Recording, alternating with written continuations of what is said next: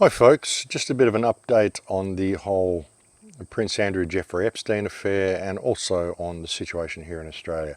And you may wonder why I'm putting such a focus on the whole Jeffrey Epstein thing and sort of keeping it in the foreground the way I am. And it's because I think the bigger picture behind the Epstein affair is extremely important, and there's a real effort going on to cover this up.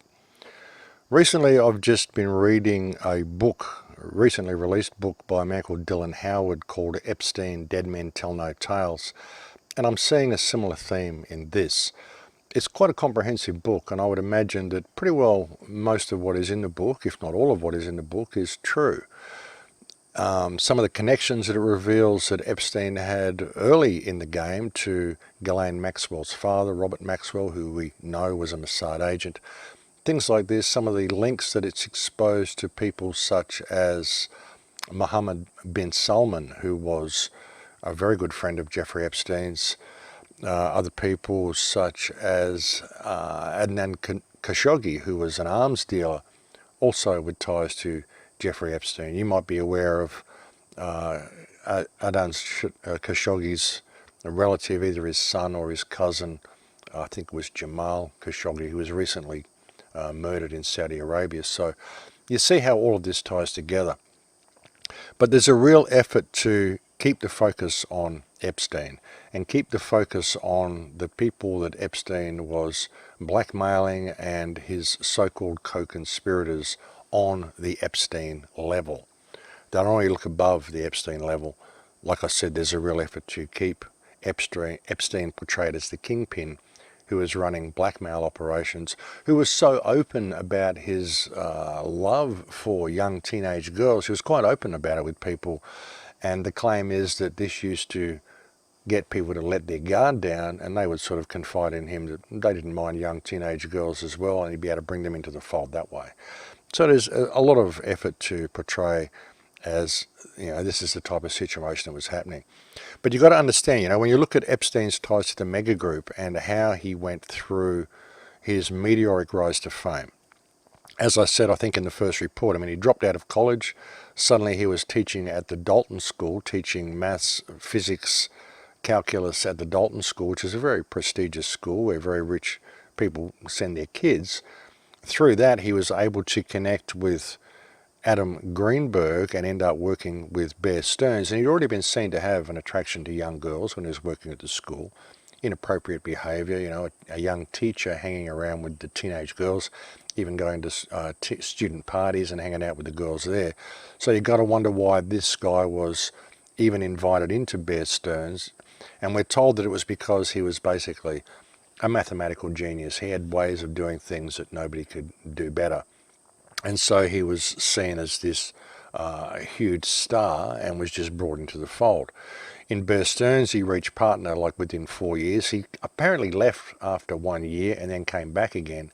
But however he did it, he made partner of Bear Stearns within 4 years after starting on the floor. And it seems incongruous that this could have been really what happened.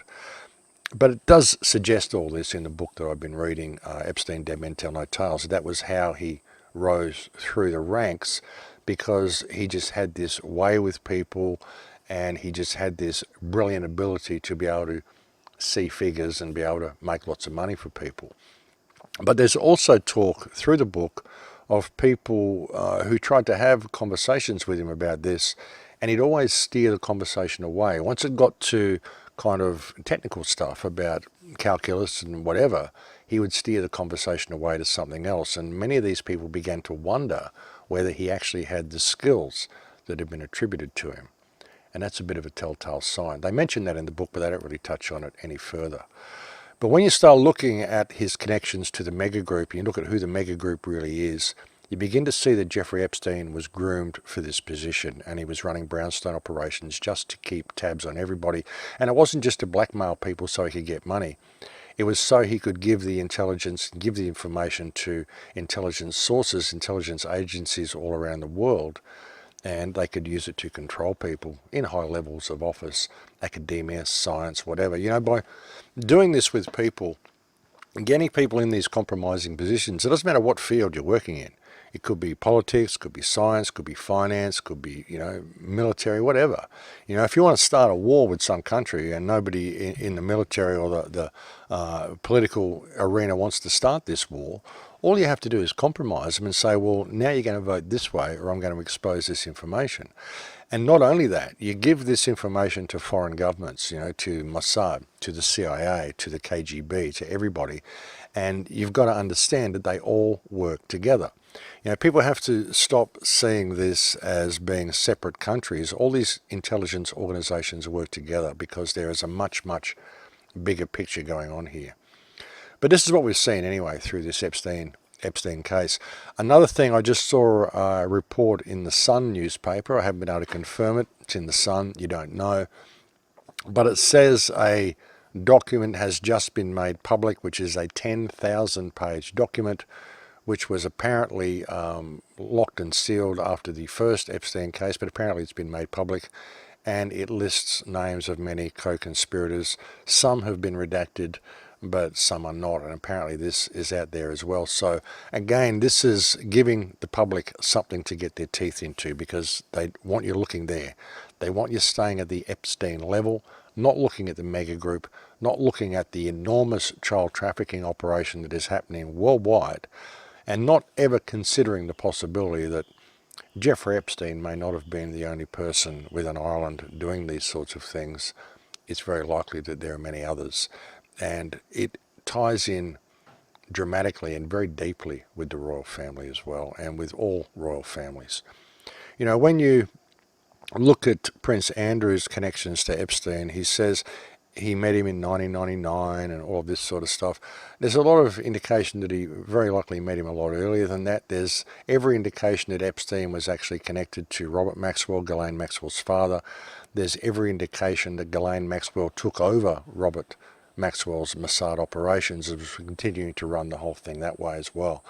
Ghislaine Maxwell, as I said last report, is key to this whole thing. And it's no wonder that she's in hiding because they basically need to hang her out to dry in order to, detract attention away from the mega group. Unless she can come across as saying, look, I didn't know and I was just, getting masseuses for him and, there was all these other people that were doing it. They're the ones you want because they're the men, they're the ones who are molesting the women. This is the only hope that she's really got, which may explain why this 10,000-page document was just released, maybe to take a little bit of the heat off her, a little bit of the pressure off her. The fact that there's no international arrest warrant for her that's been issued speaks volumes, though. She's got very, very high-level connections, and this wasn't just about Epstein running his own little personal business. Now, of course, if he had all this stuff and all this money was being funneled to him by the mega group, and all of the businesses were simply a front for what he was doing, of course he's going to be having his other stuff that he's doing on the side. I mean, he's got all this spare time, he's just doing what he wants, he's got an unlimited supply of money. If you look at the Zorro Ranch, it talks about how he was going to bring in 20 girls, impregnate them, pay them $200,000 a month to live there and have these children, and he was going to take control of the children. He'd also built a realistic, state-of-the-art 1840 Western town there on the property, and seemed to be in the process of setting up something like his own Westworld, only using real people. And of course, this is one of the things that made Virginia Roberts run when he offered her $200,000 a month to live in this place and have a child for him. And she said, well, I want to go and complete my massage course first in Thailand. And he said, okay, no worries, bring me back a Thai girl. And that's when she took off. It was too much for her and she wanted to make a break, and she found the means to escape back then. And Virginia Roberts' story is actually quite believable. But we've had something like 80 women come forth now claiming Epstein molested them. We've had certainly more than Virginia Roberts claimed that Prince Andrew was involved as well, and claimed that Prince Andrew molested them. So we're going to see a lot more of this. But again, the focus is always going to be on Epstein as the ringleader, as this crazy billionaire who had all these weird dreams, was tying himself up with tech companies and Elon Musk and Mohammed bin Salman and all these people that he was involved with. So the focus is going to be on him because I don't want you to look at the bigger picture, which is this worldwide human trafficking network, child trafficking network, the enormous amount of child abuse that goes on behind the scenes that many governments and the royals are involved in. As I said on the first report, I mean, you couldn't go into Epstein's house and not know what was going in there. So what was Paul Keating's daughter doing, even visiting him as well? Apparently in Epstein's house he had, on the second floor, he had a chess set as well, which was made up of famous people that he knew. Life-size chess set with these statues of famous people that he knew that were the pieces. You can imagine how creepy this place really was. But there's a lot bigger picture to all of this, folks, and that's why I'm keeping some focus on this, because I think it's very, very important. And you can see the way they're playing it, why they're exposing all these names and all this stuff, and where they want to lead public attention. And I doubt that we will ever get any type of real trial in this whole Epstein case. I doubt that people will ever be told the truth by mainstream sources. I think they're going to have to look at it themselves, and in order to see it, they're going to have to really step back and look at the bigger picture. And I think it's important that we keep some focus on it, and I'll bring you some more information on this as soon as some comes to hand. In regard to the situation here in Australia, excuse me, we are just burning to the ground over here, folks. There's something like 140 fires that are still raging in Australia. The government is still withholding water. They're selling water. The environmental minister has just signed over 12.5 billion litres of water to Adani or something like that, some foreign company. China is still damming our rivers and taking water for fracking. The Prime Minister has rejected calls for more aid to firefighters, more assistance for firefighters. They're really burning us out, folks. They really are. And all the creeks in the area where I lived have stopped flowing. And I've lived in this area for 52 years. I've never seen these creeks stop flowing.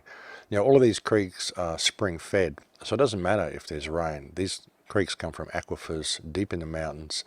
And what we're finding is that all of the creeks in the area where I live, the border ranges here between Queensland and New South Wales, near the coastal region there, they're all drying up. All of the waters on both sides of the range, on the New South Wales side of the range and on the Queensland side of the range, have all stopped flowing. And as I said, this is not due to a lack of rain. These creeks are all spring fed. They should never stop flowing. This is due to deliberate mismanagement, possibly even due to some of the fracking operations that have been going on in the centre of the country. Next week on the show, I'll bring you a few shots of what's actually going on here in the country, some of the enormous gas wells and stuff we've got going on in this country that you can actually see from Google Earth.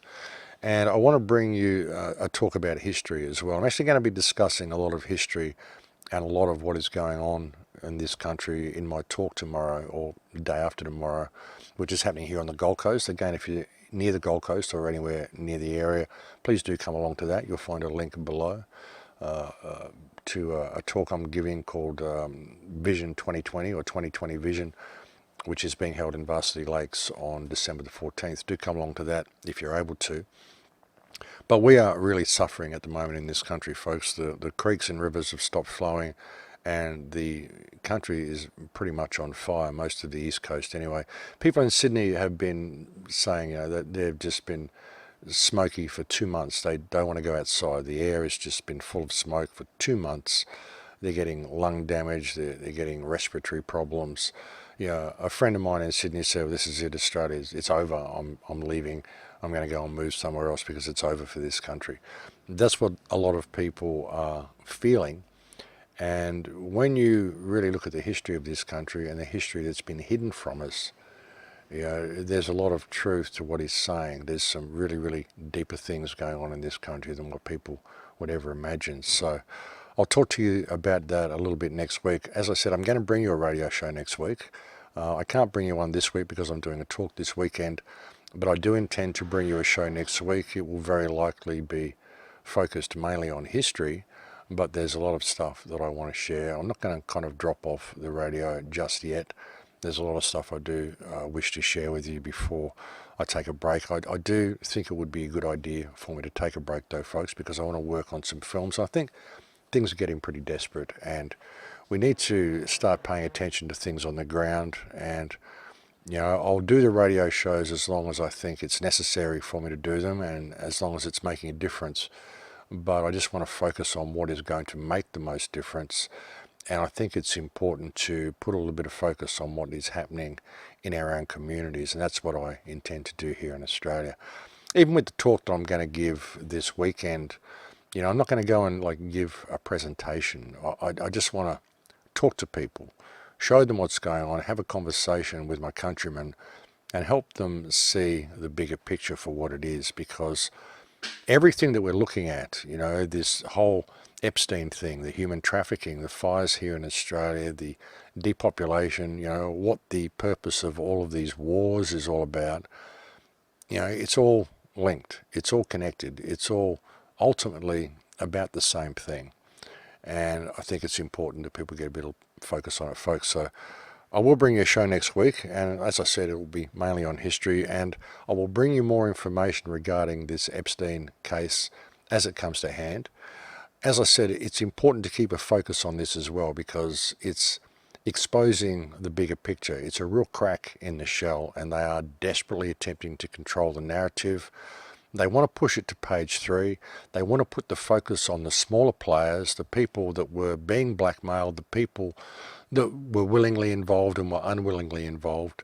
But they don't want you to look at the bigger picture of how the operation was actually being run, who it was really being run by, you know, who Epstein is actually the fall guy for. Because, you know, just the fact that, you know, he was given this house by Les Wexner and all the stuff that we're told. I mean, Les Wexner's a pretty shrewd businessman. There's no way he is going to have been duped by someone like Jeffrey Epstein, and there's no way that people were, you know, involved in as much as they were. People like Les Wexner, people like, you know, Prince Andrew, people like, you know, Alan Dershowitz, all of these people, there's no way they were involved with him as much as they were without knowing what is going on. So it's important to keep a focus on it, folks. It's important to look at the bigger picture. But anyway, that's it for me now. I will bring a report to you probably next week, and I'll bring a show to you again next week. Again, if you are in the area of the Gold Coast, please do come along to the talk day after tomorrow, December the 14th at Varsity Lakes. Again, you'll find a link below, or you can find one at my website, thecrowhouse.com. And I look forward to seeing you there, and I'll speak to you again soon. In Lakesh.